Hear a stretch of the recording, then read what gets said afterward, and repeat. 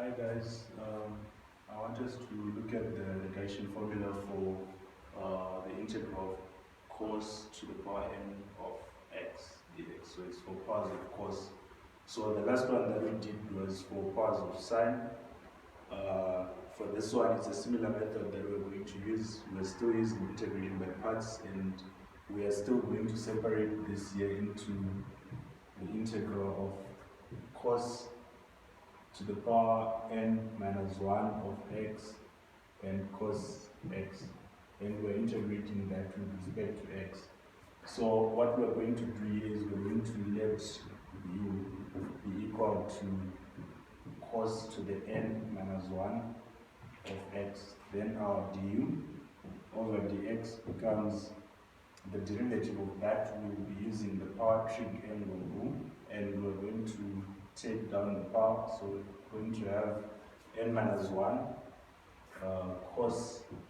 So we're deriving the power, right? So we're going to have n minus 1 cos, then we subtract 1 from the power, that's going to be n minus 2.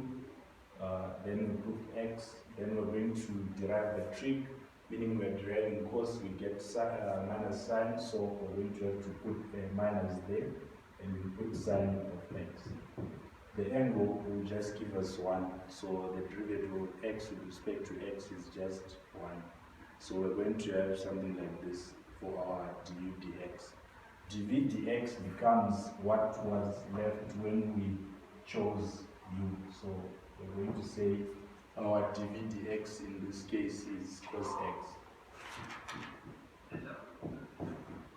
So that means v is equal to the antiderivative of that derivative. So v is sine x, because that's the integral of cos x, the antiderivative of cos x. So we're going to have something like this here. So now we apply integration by parts. We are going to write the formula for integration by parts, which says the integral of u dv dx is equal to uv minus the integral of v du dx. Then we are going to plug in those terms that we got.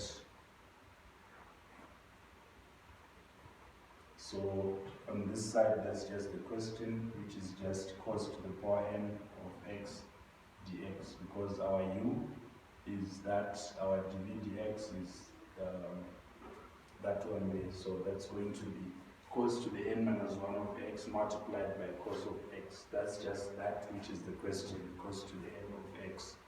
So we're going to plug in our uv, which is that and that. So we get cos to the n minus 1 of x sine x minus the integral of v du dx. That's our v, that's our du dx. Du dx already has a negative, so that means, and also this negative is for the integration by parts formula. So what it means is we're going to multiply that negative with the negative sign from the formula. So if we do that, this becomes a positive sign.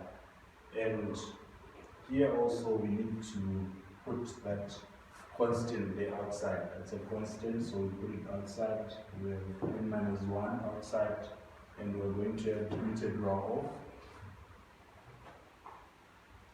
So that's going to be the integral of what? That's going to be cos to the n minus 2. Cos to the n minus 2 of x. Then we're going to multiply that with sine x. So that's for du dx. Then we're going to have our v, which is sine of x as well. So sine x and sine x, we get sine squared x. Then we put our dx. So now what we're going to do is we're going to manipulate that part. We have an integral in our solution, which is that one there. So we're going to use the identity sine squared x equals 1 minus cos squared x. So if we do that, we will end up having the integral of cos to the n of x dx equals cos to the n minus 1 of x sine x plus the integral, so this here we're supposed to put n minus 1, right?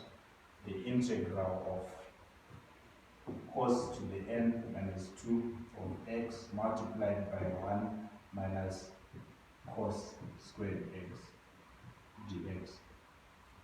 So what we are going to do next is we are going to expand that bracket. So we're multiplying through with the n minus 1, the integral sign, and our cos to the n minus 2 of x dx, right?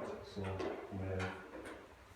we're going to have the integral of cos to the n of x dx equals cos to the n minus 1 of x sine x plus n minus 1. So I'm going to multiply this one here with what's outside. So that's going to be n minus 1 integral of cos to the n minus 2 of x dx. Then we're going to say minus, which is this negative sign here, n minus 1, right? Then we put our integral sign, then we put our cos squared. So that's going to be cos squared of x multiplied by cos to the n minus 2 of x. So we multiply this and this. If you think about it, we're going to have n minus 2 plus 2 by laws of indices because the bases are the same. So that's going to give us cos to the power n of x, right, and dx. So what we're going to do here is we're going to compare our left-hand side with that integral. So if you compare those two, you can see these integrals are the same. So since they are the same, what we are going to do is we're going to take that integral with its coefficient here, this constant that we have. So if we transfer it to the other side of the equal sign, that negative is going to become a positive. So what it means is that we're adding this to that. So if we add, it just means since this and this are the same, we're going to have n minus 1 plus 1. And the ones are going to cancel because minus 1 plus 1 is 0. That's going to give us n. So we're going to get something like n integrals of cos to the n of x dx equals cos to the n minus 1 of x sine x plus n minus 1 integral of, so that's going to be the integral of what? Cos to the n minus 2 of x dx. So what we're going to do, so that one we have taken care of it, we have taken it to the other side. So what we're going to do from here is we are going to divide both sides by n because we were not asked for n integrals of cos to the n of x dx, but we were asked for the integral, which is one integral of cos to the n of x dx. So that's going to give us 1 over n there, and there we're going to divide by n. So that's our final solution.